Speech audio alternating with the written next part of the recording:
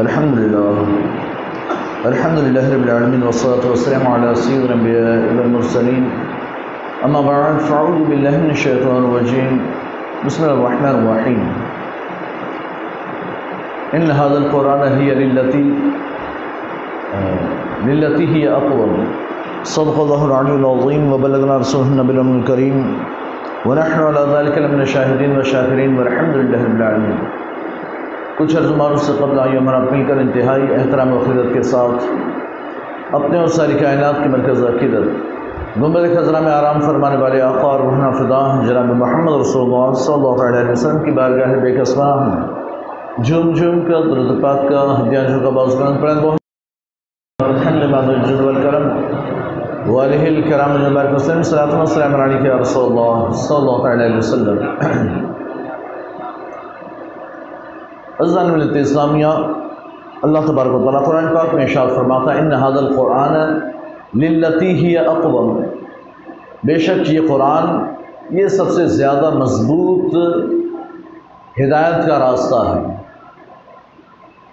اللہ تبارک و تعالیٰ نے انسانوں کی ہدایت کے لیے قرآن پاک نازل فرمایا، ایک ایسی مقدس کتاب کہ جس نے انسانیت کو عروج بخشا، انسانیت کو ترقی عطا کی۔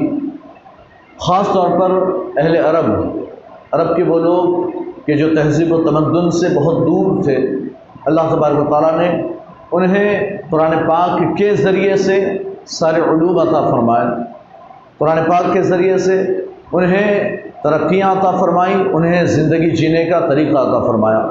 قرآن ایک ایسا معجزہ خالدہ ہے، اللہ کے رسول کا ایک ایسا معجزہ جو ہمیشہ قیامت تک باقی رہنے والا۔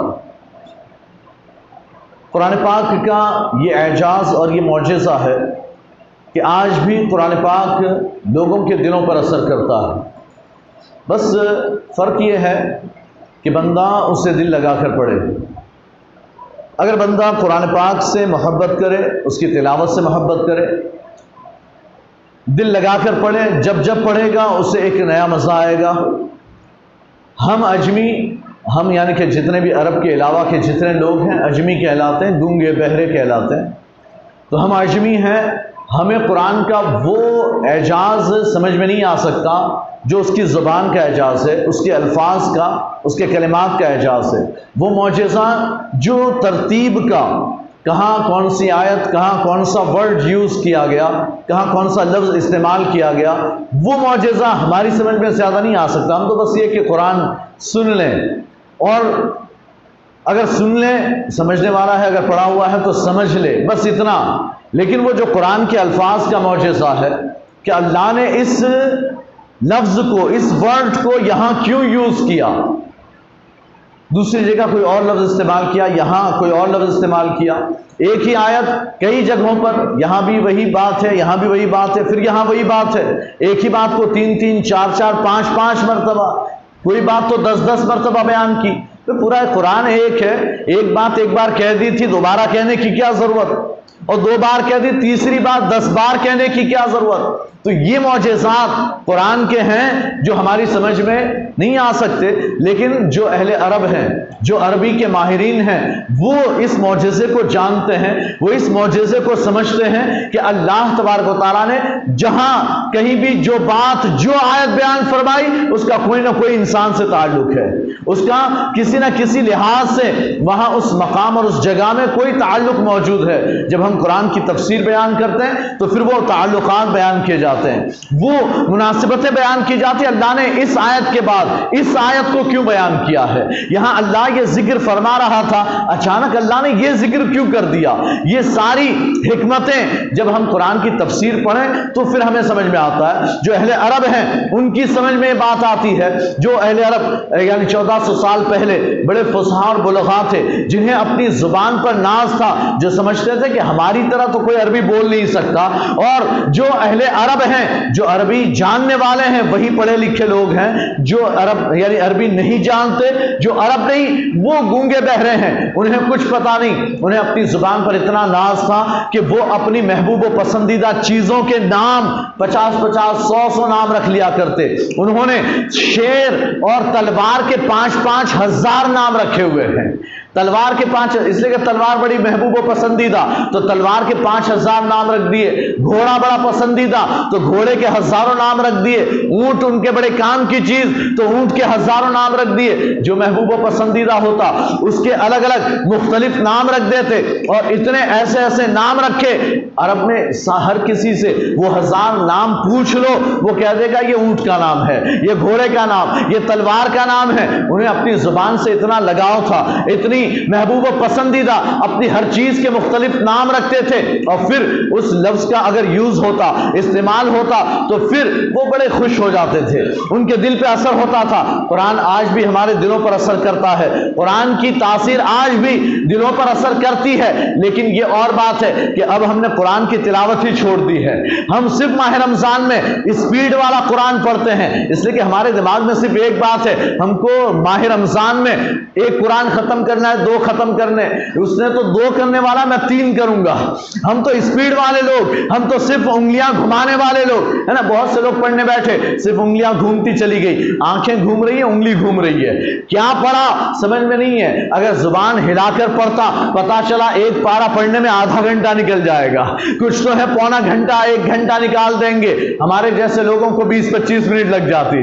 हम स्पीड में पढ़ने वाले, लेकिन हम पढ़ें तो 20 मिनट लग जाती कम से कम, यानी 20 से 25 मिनट तो एक पारा पढ़ने में लग ही जाए। और उसमें फिर कुछ ऐसे हैं जो 10 मिनट में एक पारा खत्म कर देते हैं। 10 मिनट में जिन्हें कुरान पढ़ना नहीं आता, वो 10 मिनट में खत्म करते हैं। कैसे खत्म करते हैं? इसलिए कि पारा लेकर बैठे हैं, जुबान तो हिलानी नहीं है, 50 ग्राम की जुबान, लेकिन हिलानी नहीं है, मुंह बंद है और बस उंगलियां चली जा रही है, चली, और दिल में ये समझ रहा है कि हाँ मैं कुरान पढ़ रहा हूं। और आप कोई भी शख्स, मैं भी अगर उंगलियां घुमाऊंगा तो मुझे लगेगा कि हाँ मैं पढ़ रहा हूं, हाँ लाइन गुजर रही है, मैं पढ़ रहा हूं, पूरी आयत पढ़ रहा हूं। हालांकि वही अगर आप कहो तो चल जरा जोर से पढ़ के बता, तो हो जाएगा, वहीं पर रुक जाएगा, अल्फाज जल्दी जुबान पर आएंगे नहीं।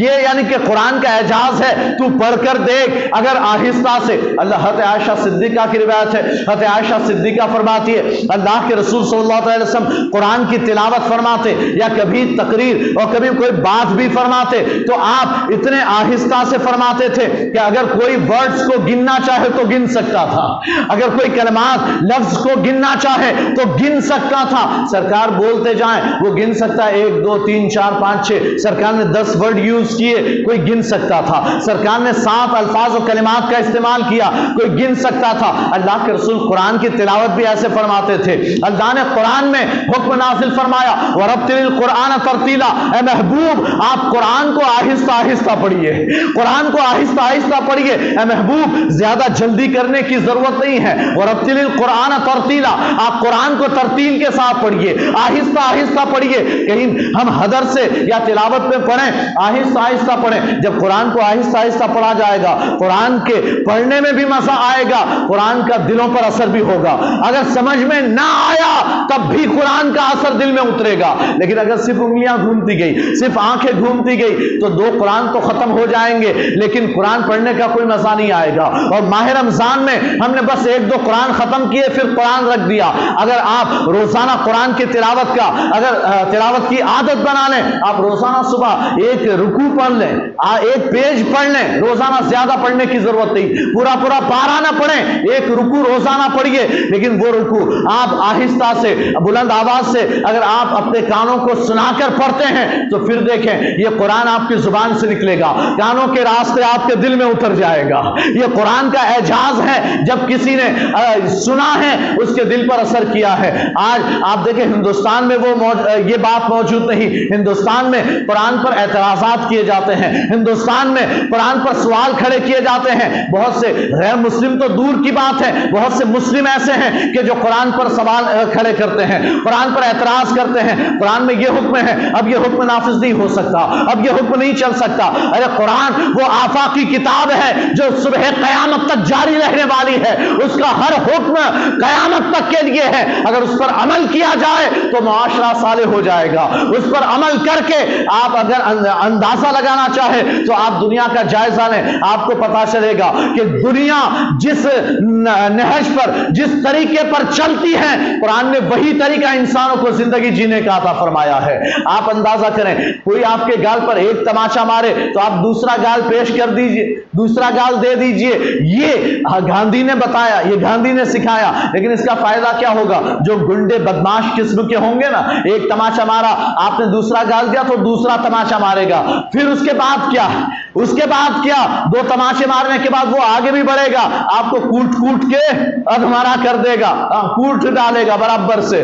آپ کے پاس کوئی جواب نہیں، اس لیے کہ گاندھی نے سکھایا تھا، ایک گال پر تماچا پڑے دوسرا دے دینا، دوسرا پڑ جائے تو تیسرا چوتھا، صرف مار کھاتے رہو، ہاتھ مت اٹھاؤ۔ یہ گاندھی کی تعلیم، لیکن قرآن آپ کو تعلیم دیتا ہے جیسا اس نے کیا ویسا تم اس کے ساتھ کر سکتے ہو۔ ہاں، اگر معاف کر دیا تو یہ افضل ہے، اگر معاف کر دیا تو بہتر۔ یعنی اگر کسی نے آپ کو تماچا مار دیا، قرآن کہتا ہے، اللہ تمہیں یہ سکھاتا ہے کہ اب معاف کر دو، چلو ٹھیک ہے جاؤ، جانے دو۔ اگر کسی کا دھکا لگ گیا، آپ نے، ایک تو ہوتا ہے کہ ایک دھکا لگا تو گالیاں پر گالیاں شروع ہو گئی، گالی پر گالی شروع ہو گئی، میری چین، یعنی پھر آپ نے لڑائی جھگڑا ہوئی تو چین گم ہو گئی، 45,000 بھرنا پڑا، 45,000 جمع کرو۔ یہ لڑائی جھگڑے اگر ذرا سی ٹکر لگ گئی، قرآن کہتا ہے معاف کر دو، بڑی افضل بات ہے، معاف کر دو افضل۔ کسی نے ایک مار دیا، آپ نے بدلہ نہیں لیا، حالانکہ آپ کے اندر پاور تھا، بدلہ لے سکتے تھے، اسے کوٹ سکتے تھے، لیکن پھر بھی آپ نے معاف کر دیا۔ قرآن کہتا ہے یہ افضل ہے، یہ افضل ہے کہ آپ معاف کر دے۔ ہاں، لیکن اگر وہ زیادہ دادا گیری دکھا رہا ہو، اگر آپ کو پتا چلے کہ یہ ایک میں رکنے والا نہیں، یہ مجھے کوٹ دے گا، تو پھر جوابی کاروائی کرو، جواب میں اسے جتنا وہ آپ کے ساتھ سلوک کرے وہی سلوک اس کے ساتھ کرو۔ تو پھر حال یہ ہوگا کہ اگر اس جنگ میں مارے گئے، اللہ شہادت کا مقام عطا فرمائے گا، اگر مارے گئے اللہ شہادت کا مقام عطا فرمائے گا، لیکن اگر روتے منمناتے ہوئے ہیں کرتے ہوئے مر گئے، اللہ شہادت کا مقام عطا نہیں فرمائے گا، اس لیے کہ تم نے تو کوئی جوابی کاروائی کی نہیں تھی، تم نے تو ہمت دکھائی نہیں، تو پھر اللہ مقام شہادت نہیں عطا فرمانے والا۔ تو اگر مقام شہادت چاہیے تو پھر آپ کو اس سے، یعنی کہ سامنے ٹکر لینی ہوگی، آپ کو کھڑا ہونا ہوگا۔ کہنے کی بات یہ ہے، قرآن نے انسانوں کو وہ طریقہ دیا ہے جو زندگی انسان جی سکے۔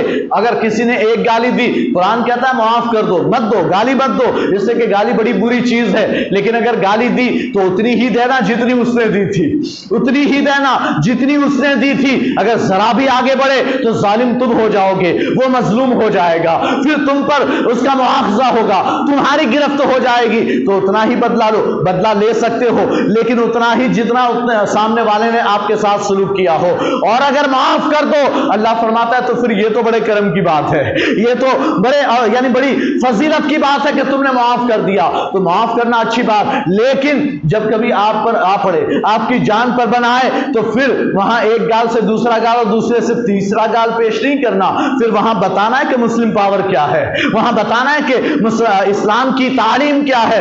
ہم صرف اخلاقیات پر کلام کرتے رہ گئے، ہم نے صرف یہی کہا اللہ کے رسول کے اخلاق تو یہ تھے کہ معاف کر دو، معاف کر دو۔ اللہ کے رسول کے اخلاق جہاں معاف کرنا ہے، وہی اللہ کے رسول کے اخلاق تلوار اٹھانا بھی ہے۔ اللہ کے رسول نے دونوں سکھایا ہے، اللہ کے رسول صلی اللہ علیہ وسلم نے معاف کرنا بھی سکھایا ہے اور تلوار اٹھانا بھی سکھایا۔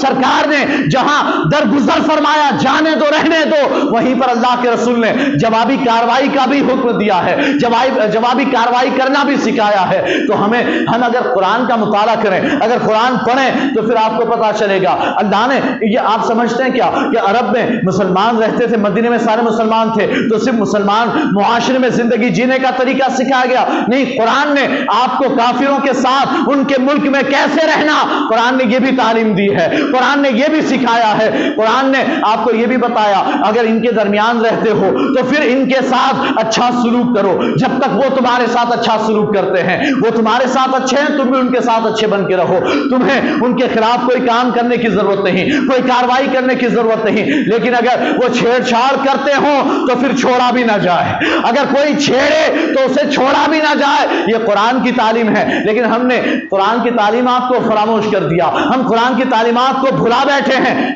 میں یہ نہیں کہتا کہ اٹھ کھڑے ہو چلو لڑائی جھگڑے شروع کرو، نہیں، قرآن یہ لڑائی جھگڑوں کے لیے تمہیں حکم نہیں دیتا، لیکن قرآن نے تمہیں سے بالکل بزدل بھی نہیں بنا دیا، قرآن نے تمہیں بالکل گھر میں بیٹھ کر مار کھانے والا जगह भी नहीं बनाया है। कुरान तुम्हें हुक्म देता है मैदान में आओ, फिर अल्लाह की बारगाह में दुआ कर, अल्लाह तेरे लिए मदद के लिए फरिश्ते नासिल फरमा देगा। लेकिन पहले मैदान में उतर तो सही, पहले अपना हौसला और हिम्मत दिखा तो सही। हज़रत अली करमल्लाहु ताला वजहुल करीम, हज़रत अली गज़वे खंदक के मौके पर अल्लाह के रसूल अपने सहाबाए किराम के साथ बैठे हैं, हज़रत मौलाए कायनात हज़रत अली भी बैठे हैं।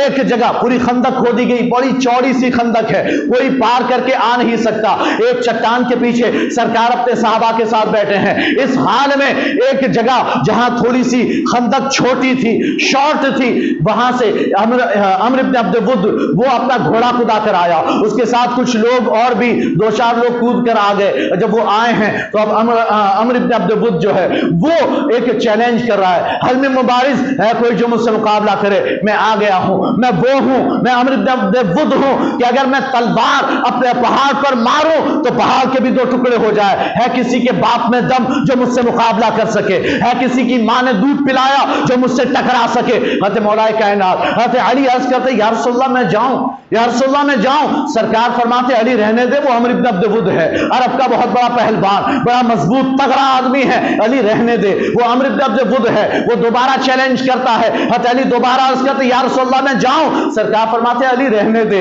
वो अम्र इब्न अब्द वुद है, बड़ा खतरनाक आदमी है।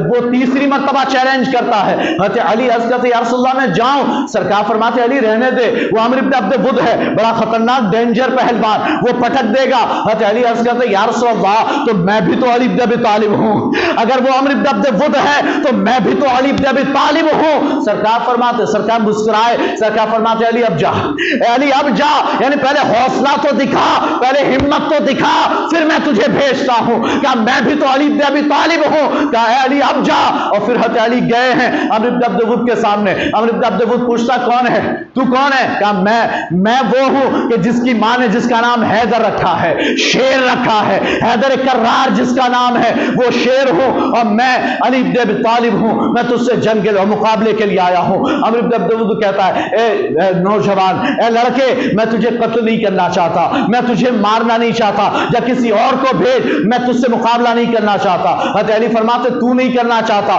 लेकिन मैं तो तुझे कत्ल करना चाहता हूं, मैं तो तुझे मारना चाहता हूं। उसे इस बात पर बड़ा गुस्सा आया, उससे तलवार निकाली, शुरू हो गया, मुकाबला हुआ। मुकाबला होते होते हज़रत अली ने एक वार ऐसा किया, सर के बीच में मारा कि उसके 2 टुकड़े कर दिए हैं, बीच से उसे चीर कर 2 टुकड़ों में गिरा दिया है। तो पता ये चला कि हम पहले हिम्मत दिखाएं, जब हिम्मत दिखाएं तो अल्लाह की मदद खुद ब खुद आ जाती है। अगर हम बुज़दिल बनकर दुबक कर बैठ जाएं, नहीं कुछ नहीं करना, कुछ नहीं करना, हम डरते रह गए, अल्लाह की मदद भी नहीं आनी है, फिर पीस दिए जाओगे, मसल और कुचल दिए जाओगे, तुम्हारा वजूद मिटा दिया जाएगा। अगर आप कुरान का मुताला करें तो आपको कुरान में जिंदगी जीने का तरीका सिखाया गया, आप उसके मुताबिक जिंदगी गुजारें, अल्लाह दुनिया आखिरत दोनों जहान में कामयाबी अता फरमाएगा। व आखिर दावाना अल्हम्दुलिल्लाहि रब्बिल आलमीन। अस्सलामु अलैकुम।